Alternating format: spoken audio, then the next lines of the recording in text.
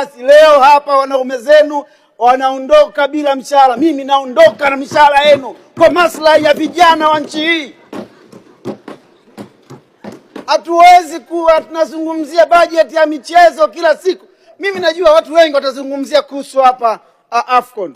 Lakini mimi nisipozungumzia kuhusu Sports Arena, nyinyi mtasahau. Kaeni mkijua leo mshahara mpati. Mheshimiwa Mwenyekiti, Wizara ya Michezo ni wizara ambayo inalinda amani ya nchi hii.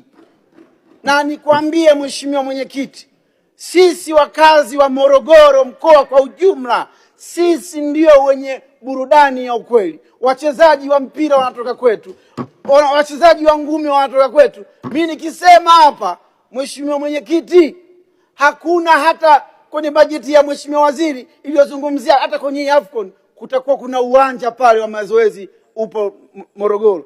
Mimi niseme hasira zangu za kukosa uwanja Morogoro na sipeleke kwenye kukosa arena. Nazungumza Mheshimiwa Mwenyekiti, mshahara wa Mheshimiwa.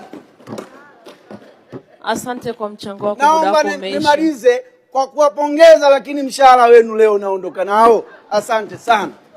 Naunga mkono hoja. Asante Mheshimiwa kwa mchango wako.